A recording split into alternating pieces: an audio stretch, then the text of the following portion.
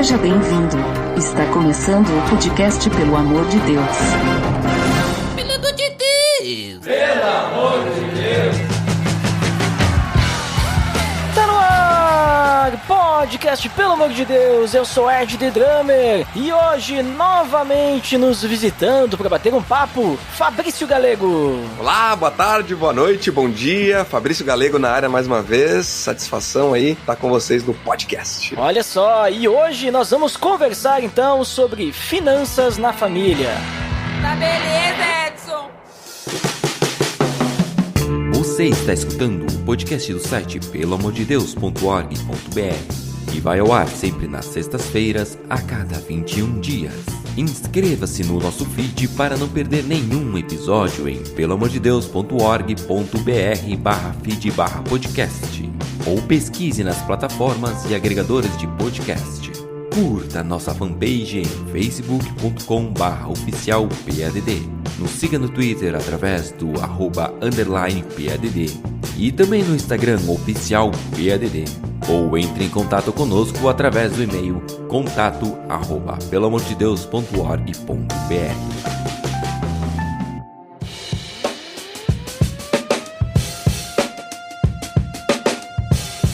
Então, Fabrício, como comentado, hoje nós vamos conversar sobre finanças na família. Olha só, né? Vamos conversar aí sobre a questão das finanças, mas puxando aí pro lado da família, né? Que dinheiro se envolve com muitas coisas, né? Inclusive no nosso âmbito familiar. Mas, primeiramente, é importante a gente definir, né? O que é finanças, né? O que quer dizer finanças? Eu até falei dinheiro. Finanças é dinheiro? É isso mesmo? Ou tem algum conceito diferente? Como é que funciona, Fabrício? Tu que é a pessoa perfeita pra falar sobre isso, porque é tua área, né? Tu manja aí dos Paranauê, né?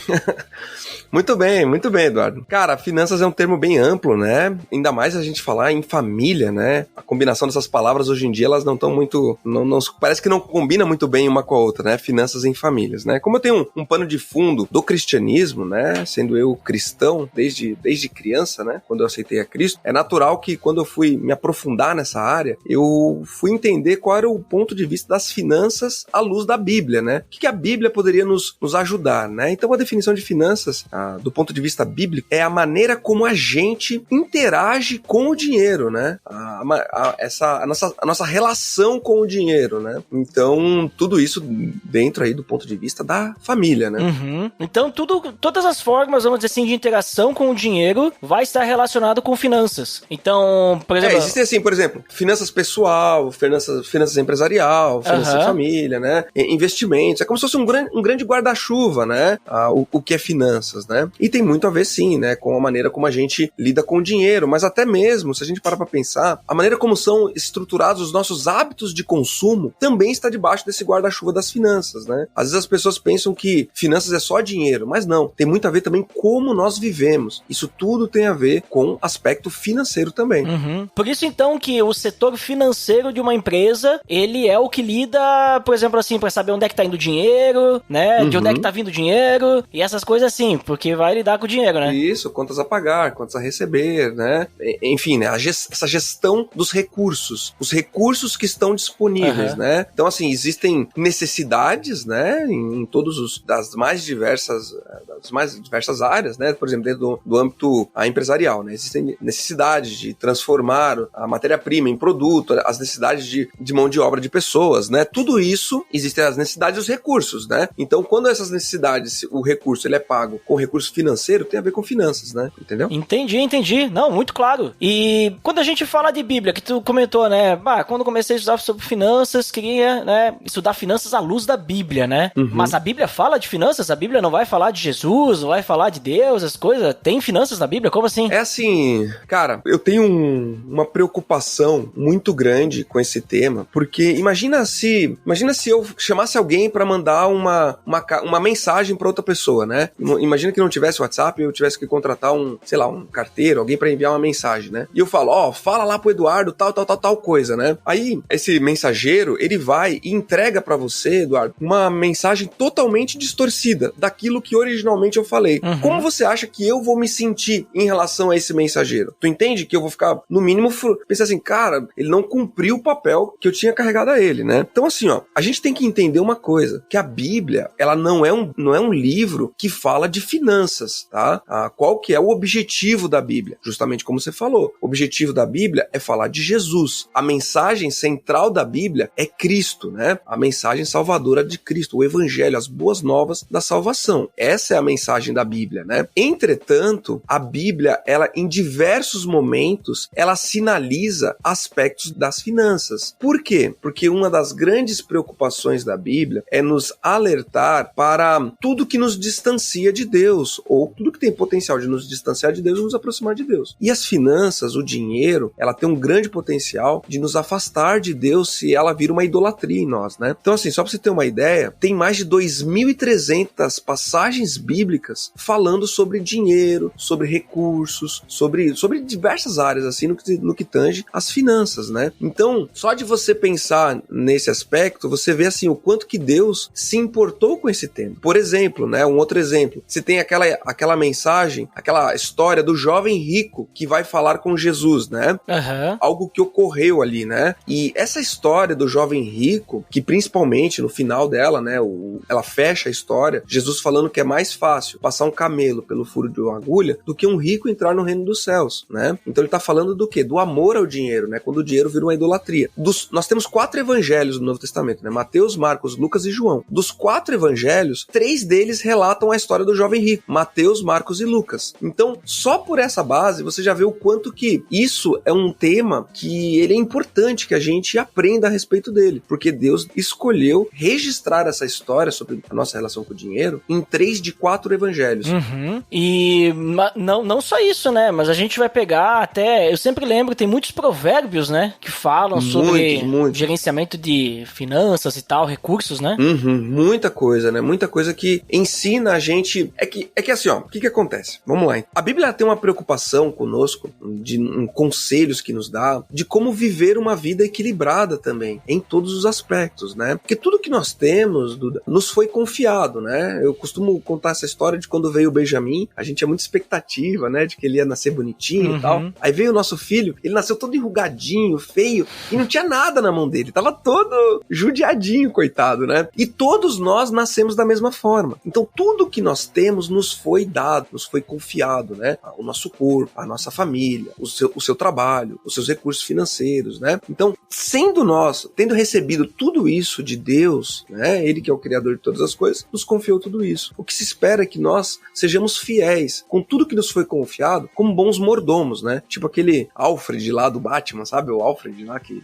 ficava cuidando da mansão do Batman, né? Assim é a nossa vida. Nós somos mordomos, né? Em diversos momentos a Bíblia cita passagens de mordomos, pessoas que ficaram encarregadas de algo do seu senhor. E o dinheiro que a gente tem, ele está sob os nossos cuidados. Então, é importante que o que a gente faça? Administre bem esses recursos, né? Tenha uma boa relação com eles. E não fazer dele também, do dinheiro, dos recursos, uma idolatria para nós, né? Isso está em Provérbios, em outras partes da Bíblia também, né? Gênesis traz também exemplos muito fortes de relação com o dinheiro, né? Em diversas passagens. Agora que tu comentou isso, eu me lembrei do clássico, né? Tem aquele texto clássico que muitas vezes é citado errado, né? Que diz que o dinheiro é a raiz de todos os males, mas não é isso, né? Que diz o versículo, né? Na 1 Timóteo diz que o amor ao dinheiro é a raiz de todos os males. Exatamente. Só que tu percebe, assim, que até no que tu tava falando, né? Do panorama geral, né? Que a Bíblia, ela não é um livro de finanças, né? Não é um livro de gestão financeira, apesar de que, tanto em Provérbios, Antigo Testamento, Novo Testamento, nos Evangelhos, né? A gente tem dicas, né? A gente tem informações ali, conselhos de sabedoria sobre o trato com o dinheiro, e esse é mais um deles, né? Sim. E o que eu entendo desse versículo, né? O amor ao dinheiro é a raiz de todos os males, né? 1 Timóteo 6, tá lá no capítulo 6 lá. Que, o que acontece? Se eu amar o dinheiro, em primeiro lugar, quer dizer que eu não tô amando quem em primeiro lugar, né? Deus, né? A gente poderia até dizer, é que assim, o dinheiro, né? Ele é algo que é milenar, né? E é algo, vamos dizer assim, que tá muito presente no cotidiano das pessoas, que como tu falou antes, sobre a questão da definição de finanças, né? Toda a parte de entrada e saída da nossa vida, né? Ou as contas que a gente tem que pagar, os nossos recebimentos e tudo mais, vamos dizer assim, isso é muito envolvido, né? A gente precisa de dinheiro pra viver, né? Pra comprar um alimento, alguma coisa assim, né? Só se a gente for trabalhar e ficar no escambo, né? Mas aí vai bater da mesma forma, porque o amor ao dinheiro ali poderia ser o amor ao trabalho, também pode ser a raiz de todos os males, né? Claro, agora eu tô modificando o versículo, mas não é bem daí. Mas a questão que eu quero dizer, assim, é que, beleza, o dinheiro é algo muito presente. Se a gente colocar isso em primeiro lugar, a gente se afasta de Deus, né? Deus não é o primeiro lugar. A gente tem que amar Deus em primeiro lugar, né? É isso que eu quero trazer, né? O que eu me preocupo, sabe, Duda, de quando eu falo de finanças à luz da Bíblia, é que eu vejo muitas pessoas aí pela internet afora que trazem a Bíblia como se a Bíblia fosse um livro de prosperidade somente, sabe? Tipo assim, cara, Deus falou que você tem que só viver a bênção, que tudo vai dar certo, que você vai ter posses materiais, né? Então, eu comecei falando aquela questão do mensageiro, né? Porque eu fico pensando assim, o quanto que Deus deve ficar triste, se entristecer de ver as pessoas distorcendo aquilo que ele deixou pra nós na palavra, né? Então tem que tomar muito cuidado, sabe? Com essas distorções, e principalmente quando a gente fala assim que, não, a Bíblia é um livro que só vai trazer prosperidade, que tudo que você vai aplicar ali vai dar certo na sua vida, entendeu? Isso é um perigo muito grande trilhar esse caminho, né? Até mesmo porque grandes heróis da fé foram homens e mulheres que muitas vezes passaram necessidades, né? Se a gente pegar os 12 discípulos, né? Todos, Judas, exceto Judas, né? Que foi ele que se matou, né? Mas todos os outros foram martirizados, foram pessoas que foram perseguidas, elas não desfrutaram em vida de prosperidade, de posses materiais, não, e os próprios discípulos. E esses discípulos eram pessoas muito amadas por Deus, né? Eram pessoas ali que caminharam com o próprio Jesus, né? Então, assim, a gente tem que tomar muito cuidado nos nossos dias com a disseminação dessa informação, sabe?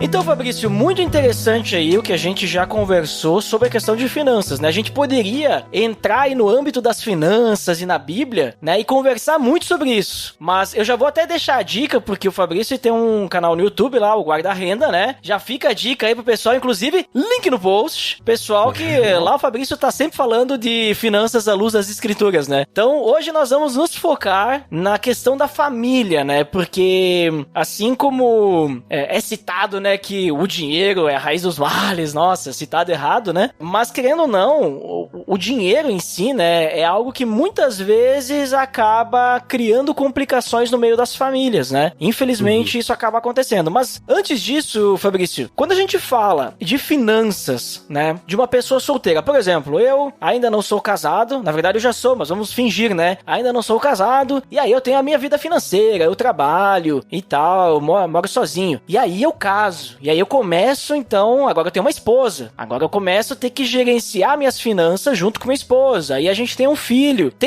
Vai ter diferença? Ou vamos dizer assim... Não. A forma como eu gerenciava minhas finanças lá no início vai continuar agora igual. Eu tenho meu trabalho, minha esposa tem meu trabalho. A questão é, tipo, vai ter alguma diferença? Ou é tudo igual, né? Dependendo do contexto da situação, o trato com as finanças, ele acaba mudando? Como é que é isso aí? Bem, então é assim, Duda, ó. Todo mundo aprende com... A maioria das pessoas, tá? Aprende a lidar com o dinheiro com os pais, com a da família de onde veio, sabe? E é sabido da maioria das pessoas que educação financeira não é uma coisa que costumeiramente é tratado nos lares, né? Muitas vezes isso é tabu dentro dos casamentos. Por quê? A gente vê que o motivo que mais gera divórcios hoje no Brasil é financeiro, é o dinheiro, tá? E saiu um dado recentemente, eu posso até olhar depois a fonte e disponibilizar pra ti, que quase 80% dos brasileiros hoje tem algum tipo de endividamento, né? Seja devendo no banco, em algum lugar. Então você imagina aí o tamanho do problema que existe relacionado a esse descontrole financeiro, né? Então quando as pessoas, elas estão vivendo a sua vida de solteiro, vale a pena a gente lembrar que, na maioria das vezes, ela já não sabe como administrar as finanças como solteira, né? Em muitos casos ela está gastando mais do que ganha, tá levando ali a vida dela. E a vida financeira de um jovem solteiro, ela permite permeia gastos diferentes de quando ela é casado, né? Por exemplo, se eu tô sozinho, cara, eu quero ir num shopping, quero ir no cinema, eu quero ir numa festa, e se eu gastar o recurso financeiro que eu tenho disponível, isso em última instância será eu vou colher as consequências sozinho, né? Dessas escolhas que eu fiz naquele momento. Ou se eu comprar algo que eu não deveria comprar, né? Que eu não tenho condições de comprar, eu arcarei com as consequências desse endividamento, né? Quando você é casado, as suas escolhas financeiras, elas impactam diretamente na estrutura da família, tá? Queira ou não, né? Existe aí diferentes regimes de casamento, né? União total de bens, separação total de bens, né? União parcial de bens, né? E o que acontece? Muitas pessoas até já casam, já focado meio que numa separação total de bens e estabelecem-se uma relação assim, ó, olha, eu vou casar, e até eles falam um pro outro, né? Eu tenho um amigo meu que ele disse assim, quando ele casou com a esposa, ele falou assim, olha, a gente vai ficar casado até quando ficar bom, quando ficar ruim a gente vai separar. Nossa. E ele fala isso como sendo um orgulho, como uma virtude, algo assim que ele fez e que foi muito legal da parte dele ter feito dessa forma, entende? Nossa. Então, o que acontece? As pessoas, às vezes elas já casam pensando assim, cara, se der alguma coisa eu vou separar, né? Eu vou seguir o meu caminho sozinho. E a vida de casado, Duda, ela é muito, muito diferente da vida de solteiro. Porque você tinha duas unidades, duas pessoas que vieram das suas famílias, dos seus núcleos familiares, com suas histórias. A maneira como cada família resolvia os problemas muitas vezes são diferentes, sabe? Isso é uma coisa que eu e a minha esposa, a gente se deparou no nosso casamento, né? Na família dela, as pessoas, elas falam, assim, dá um problema, já falam, já resolvem, já dá e fala alto, isso, aquilo, outro. Na minha família, não. As pessoas já se fecham quando dá um problema. Não querem tocar no assunto, entende? Então, cada um de nós tinha uma maneira de lidar com os conflitos. E nós dois nos unimos num novo núcleo. Ou seja, essa nova família que surgiu, ela vai ter que encontrar novas dinâmicas, juntando esses dois universos num novo corpo, né? A própria Bíblia diz, né, lá no livro de Gênesis, que o homem deixará pai e mãe, se unirá à sua esposa e os dois se tornarão uma só carne. Virará um único conjunto ali, né? Não que a pessoa vai deixar todos os seus gostos, toda a sua identidade. Não, vai se transformar numa unidade com seu cônjuge, né? E sendo esses dois uma unidade, é importante que seja unido em todos os aspectos, inclusive no aspecto financeiro. Porque se os dois vivem vidas financeiramente independentes, como é que você pode dizer que aquilo é uma unidade também? Entende? Eu entendo que existem casais onde eles se dividem bem, você paga isso, eu pago aquilo, né? E tudo bem, você pra lá e eu pra cá, e não sei, tem pessoas até que me falam que tá dando certo, né? Mas do ponto de vista bíblico, não são mais duas partes separadas. É uma só carne. E a gente tem que preservar por isso. Preservar por essa integridade da família, né? Sabe que isso que tu comentou agora no finalzinho, na verdade, né? Já vinha comentando ali em toda a tua fala, me lembra muito o que eu sempre tento falar pra minha esposa, né? Que não existe mais o meu dinheiro e o teu dinheiro, mas é o nosso dinheiro, né? Porque, beleza, o salário, eu tenho o meu salário, ela tem o salário dela. Mas no momento que o salário é recebido, agora é o nosso dinheiro, né? É que nem, por exemplo, sei lá, pensar numa empresa, né? Tem o vendedor que vendeu um valor, outro vendedor vendeu outro valor, o dinheiro é da empresa, não é dele, né?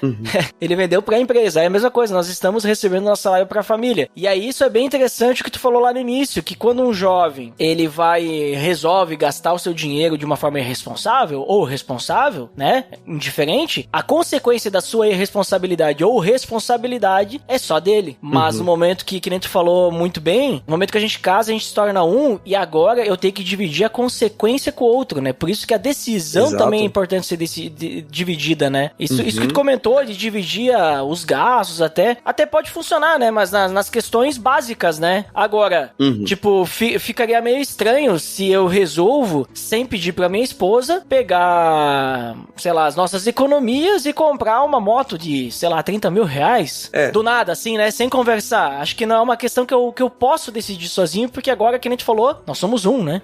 Existem assim, tá? Existem níveis de confusão financeira, tá? Então, assim, existem certas situações onde você tem que fazer um tratamento de choque, realmente, cara, e assim, ó, não gastar absolutamente nada sem o outro saber. Já em determinadas situações mais confortáveis, tem uma certa liberdade a mais também, né? Mas o que normalmente acontece, tá? Normalmente acontece assim, os dois casaram, aí eles nunca nem conversaram sobre dinheiro. dinheiro, né? Nunca conversaram sobre isso e eles seguem nunca conversando. Aí um fica lá de um lado, outro fica do outro e às vezes, normalmente, um deles é mais enrolado que o outro. Um tem mais dificuldade que o outro. E esse ele vai fazendo coisas escondidas do outro. Aí ele vai se endividando, ele vai tendo essas dificuldades. Às vezes comprou uma coisa errada que não deveria ter comprado, comprou por impulso, mas daí ele já fica meio envergonhado de ter feito aquilo, não fala nada. Ou às vezes faz um negócio que deu errado e ele não fala nada. E vai somando fora do alcance do outro um endividamento escondido, uma coisa assim, dessa forma. E de repente, no meio do casamento, vem à tona isso. E daí que dá o estouro. Aí quando dá esse estouro, que vem à tona, as coisas estavam ocultas, aí que dá os divórcios.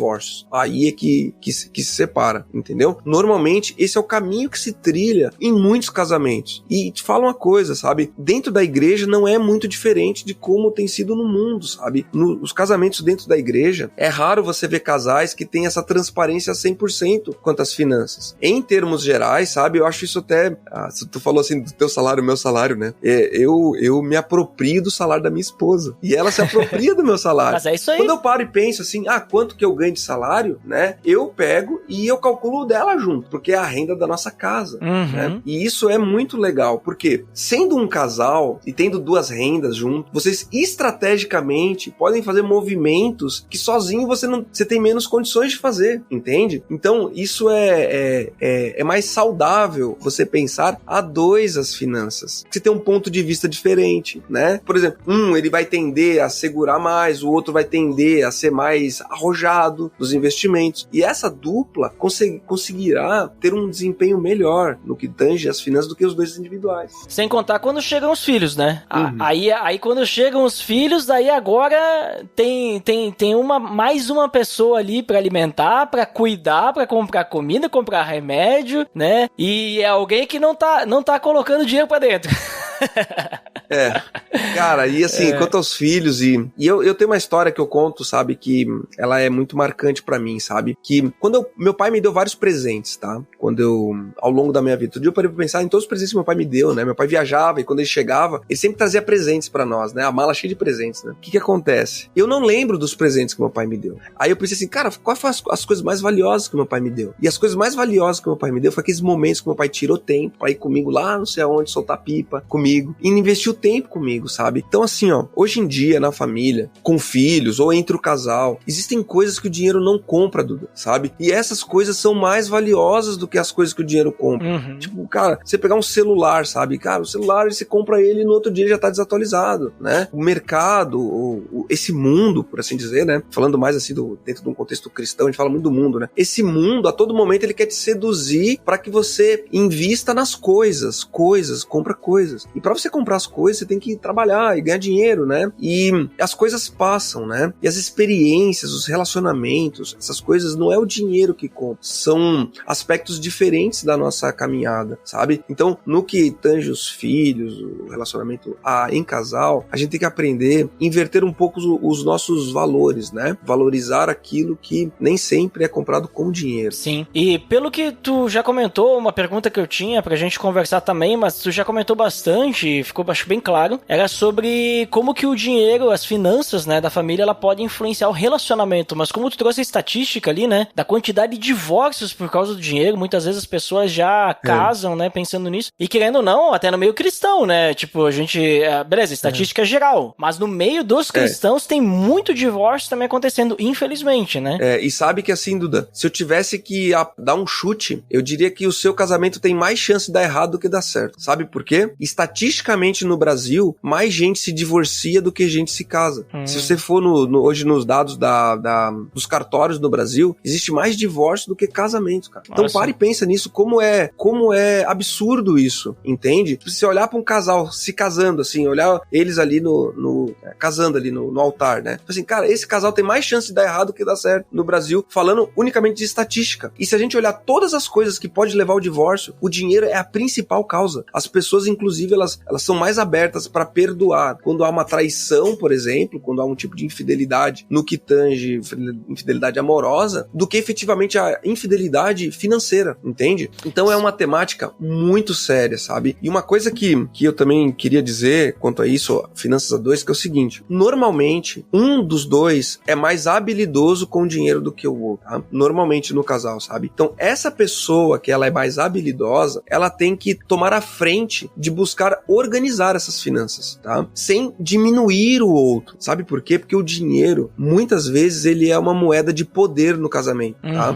Assim, eu já vi muitos maridos olharem pra esposa e falar assim: sou eu que pago as contas dessa casa, sou eu que tô trabalhando, você fica aí em casa só, você não sabe que eu tenho que passar na rua, entende? Então, quem ganha mais no casamento, às vezes acaba impondo sobre o outro um certo domínio, uma opressão sobre o outro. E isso é terrível para a sobrevivência desse casal, para a sobrevivência desse casamento, entende? Então, assim, ó, a pessoa que é mais hábil com dinheiro, ela tem que tomar a frente de fazer isso, né? E muita transparência com o outro, né? Transparência e amor, cara. Amor é a chave dessa estratégia, tá? Porque sem amor, as pessoas mais vão tender a brigar e virar as costas pro outro, tipo assim: ah, o meu marido não tem jeito, a minha esposa não tem jeito, eu já tentei várias vezes, não dá certo, entende? Se não acontecer esse amor, esse perdão, tá? As chances de não evoluir em finanças saudáveis são muito grandes. Acho que tocou num ponto importante aí, Fabrício, a transparência e o amor, né? Porque no casamento, assim, para as finanças, vamos dizer assim, funcionarem bem, assim, né? É necessário, assim, que tenha esse companheirismo, de um entender o outro, entender as necessidades da casa, da família, e entender, vamos dizer assim,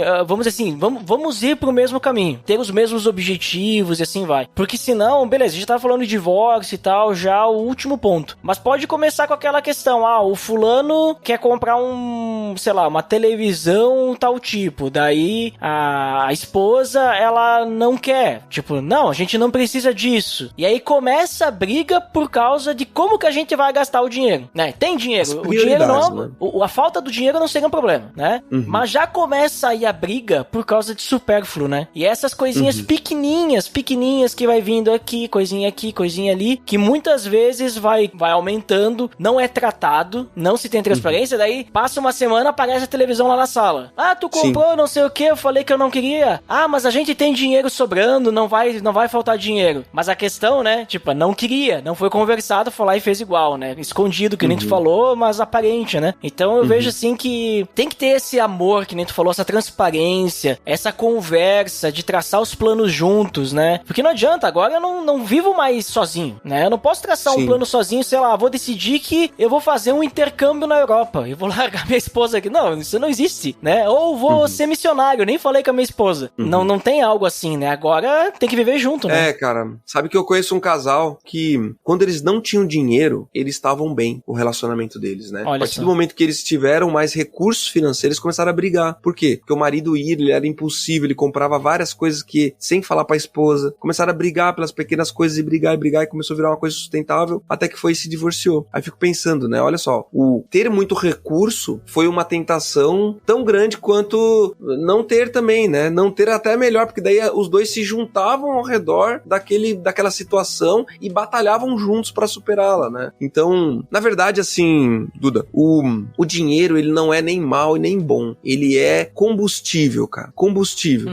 Em que sentido? Você quer ver como o que tem no coração de uma pessoa? Dá dinheiro pra ela, né? Dá dinheiro pra ela, ó, pode gastar esse dinheiro. Com que ela vai gastar o dinheiro dela, como ela vai gerenciar esses recursos, vai dizer muito do coração dela, entende? Então, por exemplo, uma pessoa que é gananciosa, ela não tem dinheiro, ela pode ser gananciosa sem ter dinheiro. Você dá dinheiro pra ela, ela fica mais gananciosa ainda. Uma pessoa que é generosa, você dá dinheiro pra ela, ela quer compartilhar, ela fica mais generosa ainda tendo um recurso, né? E uma coisa que eu gostaria de dizer, que eu não posso me calar quanto a isso, é o seguinte: a vida financeira do casal começa quando eles não estão casados ainda, Duda. Cara, por que as pessoas não têm elas ficam cegas pra ver a vida do outro como um todo que ela tá se aproximando. Hoje em dia, os jovens, eles escolhem com que eles vão casar olhando as fotos do Instagram só da pessoa, cara, né?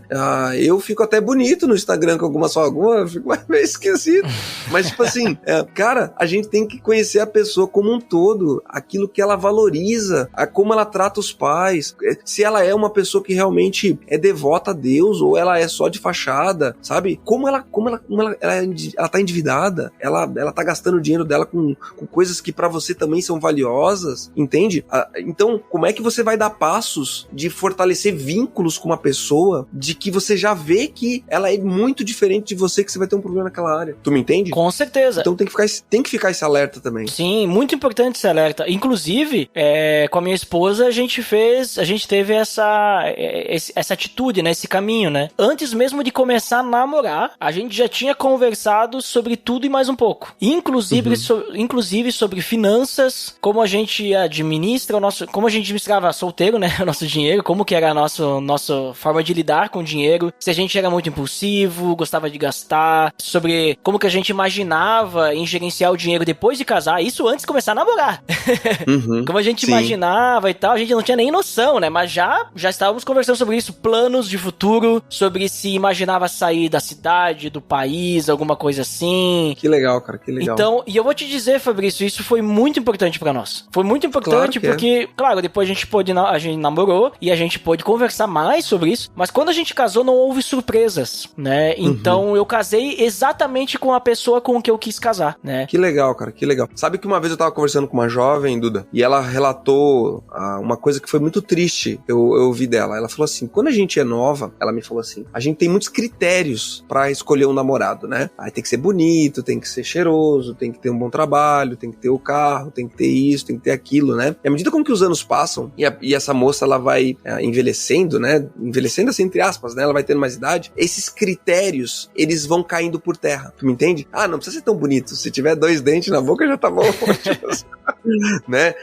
Não precisa tratar bem os pais, a gente dá um jeito. Não precisa isso, não precisa aquilo. E à medida com que a idade vai chegando, vai meio que batendo o desespero nessa pessoa. E ela falou algo muito triste, cara, que ela disse o seguinte, que o último critério que cai é a necessidade de ser cristão ou não, né? Então, aí, a gente fica pensando assim, cara, como é que as pessoas, elas vão indo por esse caminho e elas não se dão conta que o jugo desigual não é só ser ou não cristão, ele tem a ver com a maneira como a gente vive como um todo com o cônjuge, né? Não que assim, você tem que ser exatamente igual, né? Cara, eu sou muito diferente da minha esposa, mas assim, muito diferente mesmo nós dois. Mas os nossos objetivos, a maneira como a gente vive em família, da onde a gente veio como família, a nossa história, tem muito a ver uma coisa com a outra, sabe? E isso fortalece a gente como casal, né? E também, assim, a gente também teve esse bate-papo bem transparente também, quando a gente tava solteiro, e eu tinha passado por um processo de endividamento muito severo quando eu era sozinho, né? Quando eu era solteiro, né? Eu devia,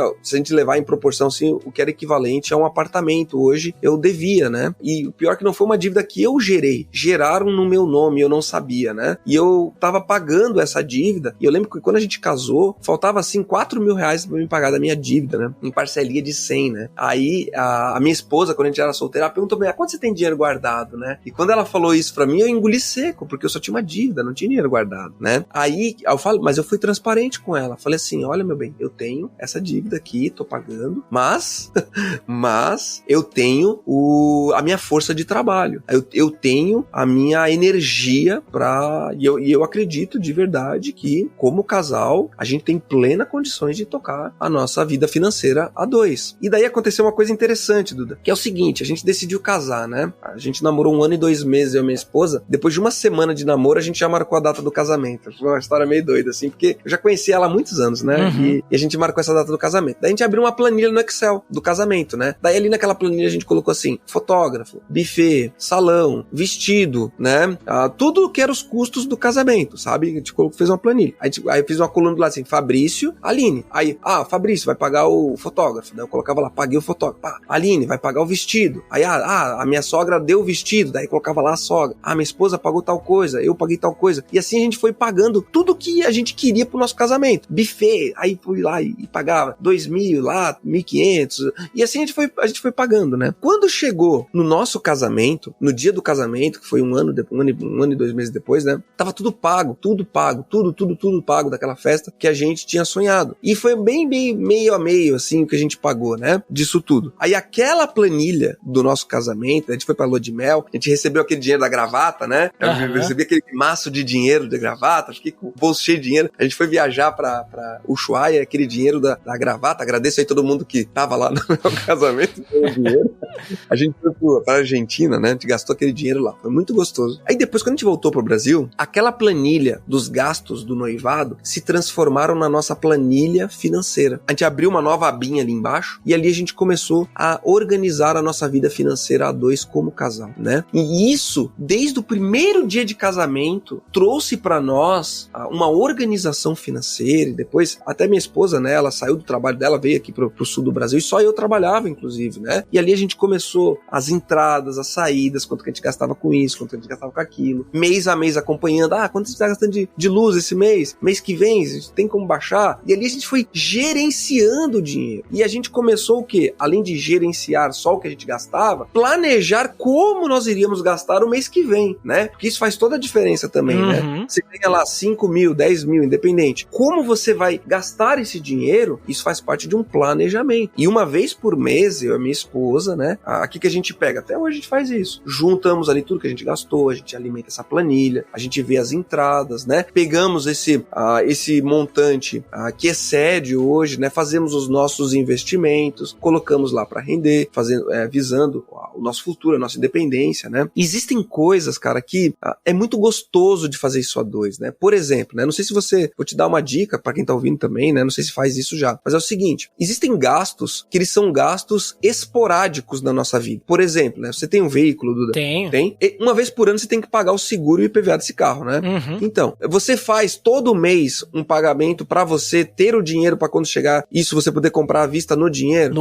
Eu faço, no caso, o planejamento do ano todo, daí eu já coloco todos os, né, IPVA, IPTU, o seguro. E mês a mês você vai depositando numa poupança pra quando você tiver o dinheiro, você ir lá e pagar? Na verdade, eu já pego e em vez de gastar o 13º, eu já guardo pra pagar lá na frente, entendeu? Entendi. Você tem uma estratégia um pouco diferente. Eu já... tipo, normalmente o pessoal gasta, né? Férias, eu não, eu guardo o que eu sei que vai precisar lá.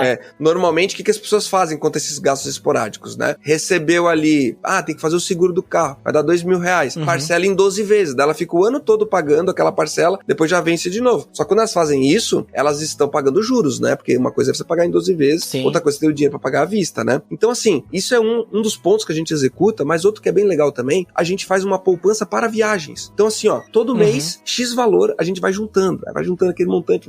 Aí, assim, olha, já temos tanto aqui pra gente viajar. Pra onde nós vamos viajar? Como a gente vai gastar? E quando vai viajar, cara, torra aquele dinheiro todo, entendeu? Então, isso é uma coisa que fazer a dois, gastar esse dinheiro a dois, com planejamento, fortalece os vínculos pra nós, né? E a gente já tá sonhando com a próxima. Agora a gente tá nessa época, assim, a gente vai viajar agora nos próximos dias, né? Já estamos sonhando com as próximas, pra onde que a gente quer ir. E pra isso tudo demanda o quê? Demanda recurso financeiro, né? Com certeza.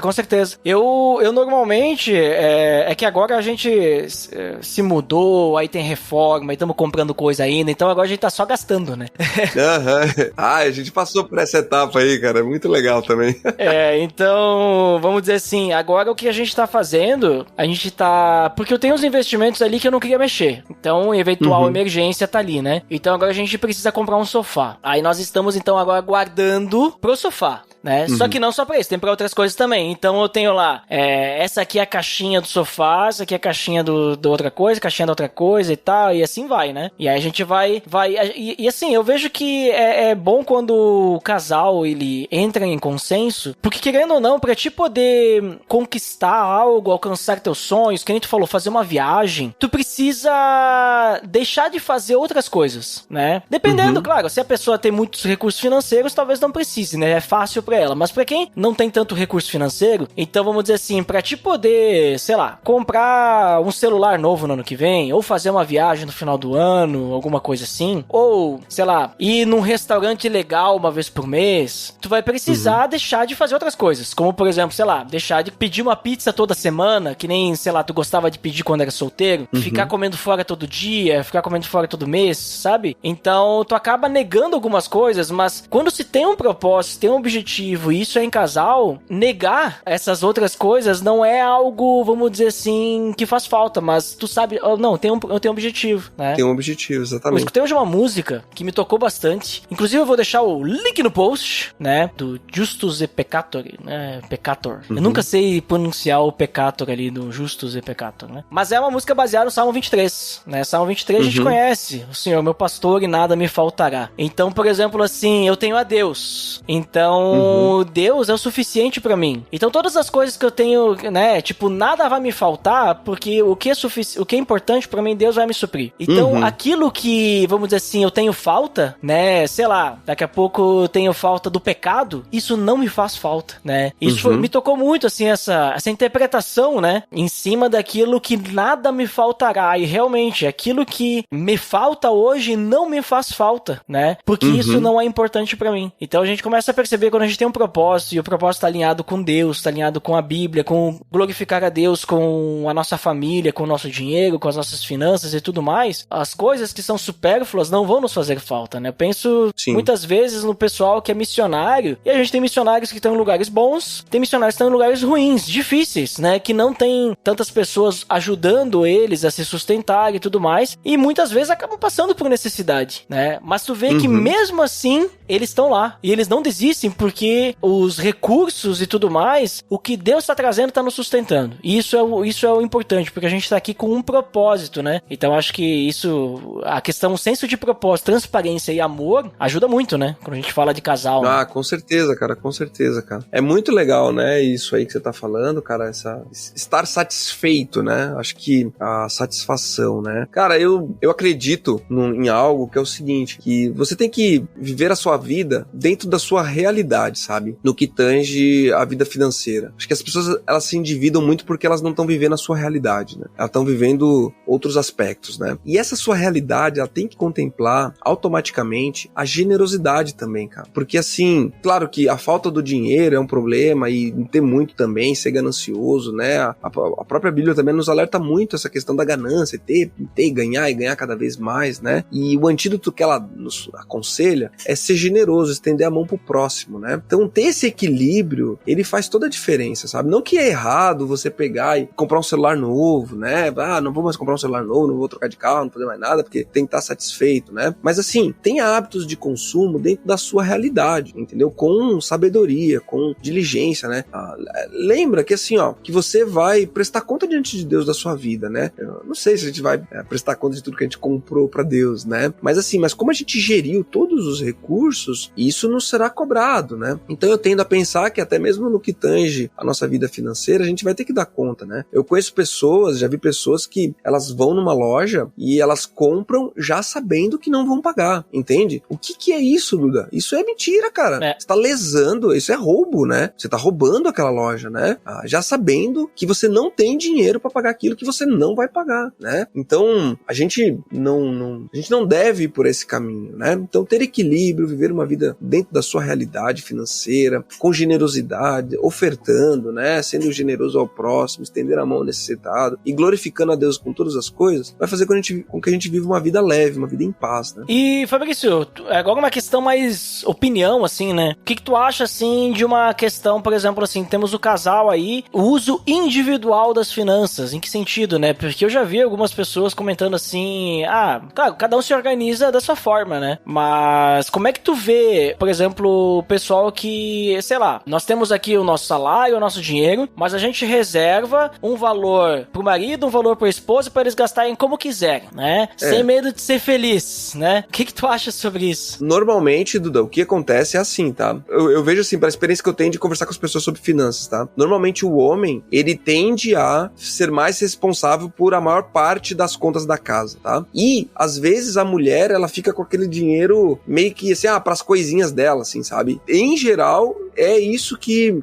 Isso não é uma coisa machista que eu tô falando, tá? Em geral, é o que eu vejo as pessoas me falarem. Não, eu pago ali as principais contas, o marido fala, né? E a mulher, ela trabalha, ela tem o trabalho dela e o dinheiro dela fica pra fazer as coisas dela, tá? Cara, eu sou sincero, sabe? Eu não vejo isso com bons olhos. Mas, como eu falei, existem níveis diferentes. Tipo assim, eu não sei tudo. Se a minha esposa, ela sai hoje na rua e ela vê ali uma coisa que ela quer comprar, vamos supor que essa coisa custe lá R$300, entendeu? Tipo assim, ela tem liberdade pra comprar isso, entendeu? E uma coisa que, assim, normalmente ela pega, ela me mostra que ela comprou isso, né? Não no ponto de que ela vai prestar contas, mas é que a gente não tem coisas escondidas assim, entendeu? Eu, às vezes, eu gosto de, às vezes, comprar alguma coisa na internet, sei lá, eu comprei aqui, essas lâmpadas aqui que eu comprei aqui, que eu gosto de gerar o conteúdo assim, fazer um setup, né? Aí comprei uma vermelha, uma azul, né? Foi R$100 que eu comprei na Amazon, sabe? Tipo assim, eu não fui lá e pedi autorização pra ela, ó, eu vou comprar essa lâmpada, tá? Eu fui lá e comprei, simplesmente, entendeu? Só que assim, entenda uma coisa, nós temos uma liberdade financeira pra poder fazer isso sem nos comprometer. Uma coisa é as pessoas com as finanças totalmente apertadas, né? E as pessoas fazendo movimentos individuais, entendeu? Então, é difícil você estabelecer, assim, uma regra, assim, 100% pra todo mundo, né? Mas, assim, em termos gerais, se o casal tá enfrentando certas dificuldades, não tá sobrando,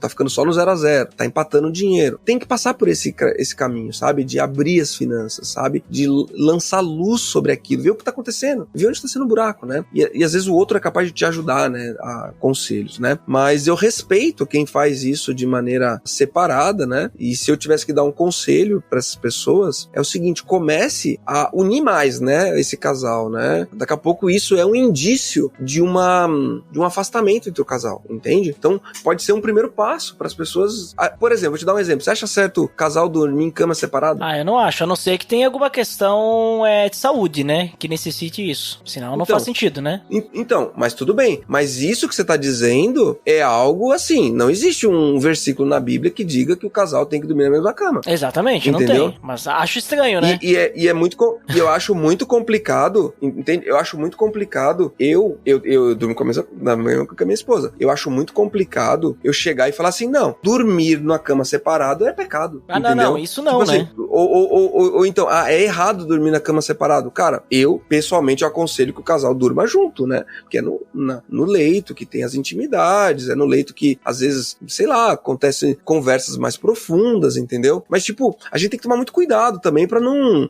pegar a nossa régua e dizer, cara, isso é o certo do mundo, entendeu? Porque eu conheço casal que, tipo assim, que era um problema eles dormir juntos, sabe? A mulher não dormia, porque ela não conseguia dormir. E quando eles decidiram dormir em quartos separados, um do lado do outro, aí foi mais qualidade de vida pra essa mulher. Ela conseguiu dormir. É tipo assim, cara, tu entende o que eu quero dizer? Mas tu percebe que nesse caso, vamos dizer assim, a questão não é que eu quero ficar longe do outro, mas eu preciso, a gente precisa ficar longe, sei lá, ronca, um é muito quente, outro é muito frio, né?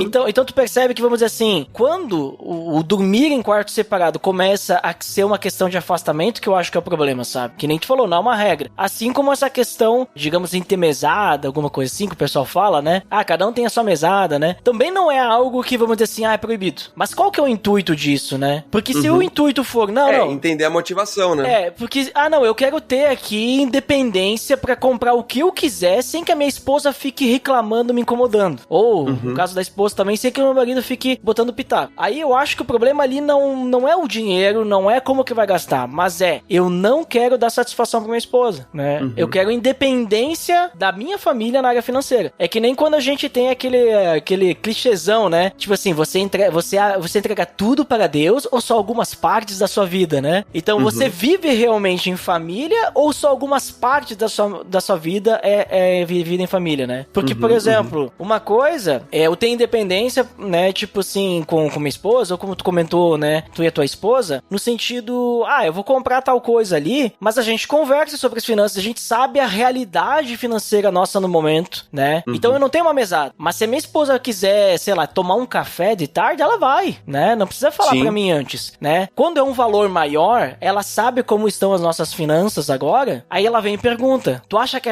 eu posso comprar tal coisa pra mim aqui? Tu acha, como é que estão as nossas finanças aí, né? Porque eu que lido mais com as finanças, né? Então ela vai, tu que sabe mais aí. Aí eu digo, não, vai lá porque tu precisa disso, né? É necessário. Mesma coisa quando eu vou comprar alguma coisa, sei lá, pra casa, alguma coisa assim, eu disse, ó, o que tu acha? Vamos comprar essa, que a gente tá nas reformas, né? Vamos comprar essa coisa agora? O que tu acha? Ou será que a gente espera um pouquinho mais? Aí ela diz, não, acho que a gente consegue segurar um pouco mais, né? Porque a gente tá apertado ali e tal, pagando isso, pagando aquilo, né? Não, então beleza, então acho que vamos esperar mais um pouco também. Não, acho que estamos, pode pegar porque a gente tá precisando disso daí. Então a gente tem esse diálogo, né? Só que tem coisa que não precisa, né?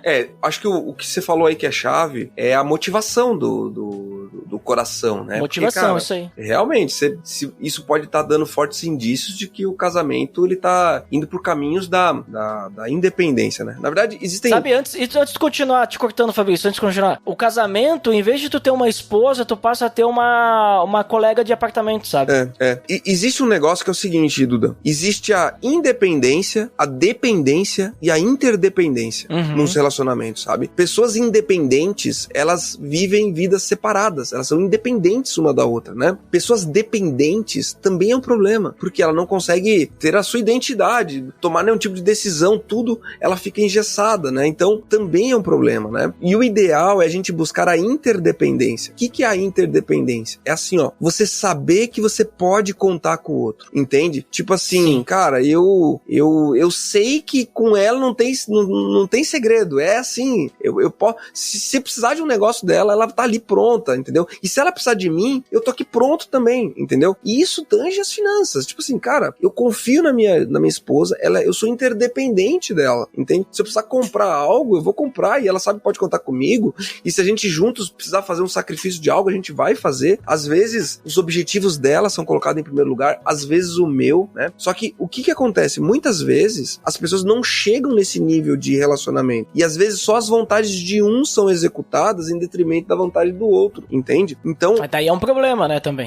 Eu me preocupo porque, às vezes, a pessoa que ganha mais, às vezes ela gerencia o dinheiro, e a outra nunca tem as suas vontades feitas, somente a vontade de quem tá mais em posse do dinheiro. Ela tem que ir abrindo mão. Ou ele, né? Abrir mão. E isso também vai esvaziando o coração dessa pessoa, entendeu? Por isso da necessidade de aprender a criar esse vínculo, esse afeto da interdependência num casamento, né? Os dois realmente se transformarem numa só carne. E quando se transformam numa só carne, não são só as minhas vontades que entram em jogo. Não, em determinados momentos, eu vou ter que dizer não para as minhas vontades e deixar a vontade do outro aflorar, né? E isso é um cuidado que a gente, como homem, tem que ter, porque nos é cobrado, né, pelo próprio Deus, a cabeça do lar, né, de ser aquele que toma as decisões, né? E a gente tem uma tendência forte a querer impor a nossa vontade sempre, né? E isso não necessariamente é algo que deva sempre acontecer, entende? Com certeza.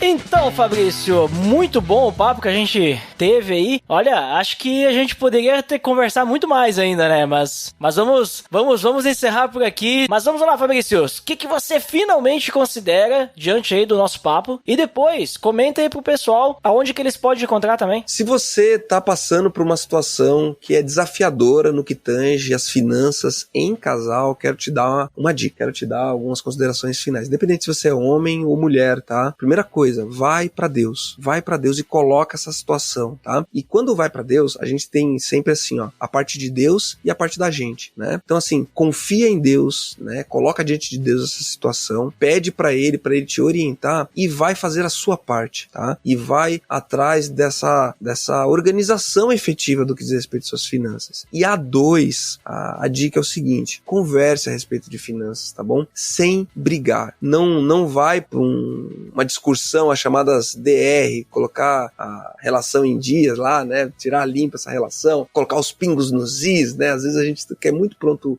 já gerar uma briga. Não brigue, converse, aprenda a conversar e juntos, como casal, olhando para Deus, decidam dar passos em direção a essa organização financeira, né, e rumo às suas reservas de emergência, rumo aos seus investimentos, a generosidade também de devolver para Deus aquilo que é dele, né, através dos seus dízimos e ofertas. Dessa forma, em casal, vocês vocês vão viver uma vida de muita prosperidade. Não do ponto de vista que vocês vão ganhar muito dinheiro, mas viver uma vida abundante, uma vida feliz e uma vida em paz com respeito a esse tema. Muito bem, muito obrigado, Fabrício. E diga aí onde que o pessoal te encontra também. Muito bem, se você quiser saber mais a respeito do trabalho que eu tenho feito nas redes sociais, o nosso canal é Guarda Renda no YouTube, tá bom? Diariamente eu gero conteúdos a respeito de finanças à luz da Bíblia. A gente faz as lives sempre de manhã cedo, das 6h30 até as 7 horas, e também tem uns pequenos cortes também que vão saindo. Tem no Instagram também, Fabrício F. Galego, você procurar lá, você me acha. E até no Facebook tem também, bota lá Fabrício Galego que você vai encontrar o trabalho que a gente faz, tá bom? Temos curso também, o curso online nosso a respeito desse tema, a gente também dá acompanhamentos aí pros casais, tá? Sempre com esse enfoque, finanças à luz da Bíblia, tá bom? Então, bota aí Fabrício Galego no Google aí, que certamente você vai me encontrar. Então, link no post de todas as redes sociais aí do Fabrício. Fabrício, muito obrigado mesmo aí por participar conosco. Foi uma conversa enriquecedora. Creio que pra mim já foi muito bom. Creio que pro nosso nobre amigo e ouvinte também deve ter sido ótimo. E quero também finalmente considerar que o mais importante quando a gente fala de dinheiro é não colocar ele em primeiro lugar, né? Pra gente, que nem o Fabrício falou, né? Da gente conversar, saber conversar, mas não colocar ele em primeiro lugar. Sim, daqui a pouco a gente está passando por uma crise financeira, dívidas, alguma coisa assim, mas isso não é a coisa mais importante. O que vem antes, ali, obviamente, Deus, mas antes do dinheiro tem que vir o nosso relacionamento familiar, né? Então, que a gente não brigue por causa de dinheiro. Tem famílias, e agora falando não apenas de casal, mas famílias que se destroem por causa de dinheiro, por causa de herança, né? Por causa de quem que vai ficar com a casa na praia, e coisa assim, sabe? E isso, eu entendo assim que isso não vem de Deus, né? De a gente colocar o dinheiro à frente dos nossos relacionamentos, né? Então sempre converse, sempre, que nem o Fabrício falou antes, seja transparente, deixe o amor de Deus guiar as tuas finanças, os teus relacionamentos e tudo mais, certo? Obrigado pra quem nos escutou até aqui e até o próximo episódio, até mais! Valeu!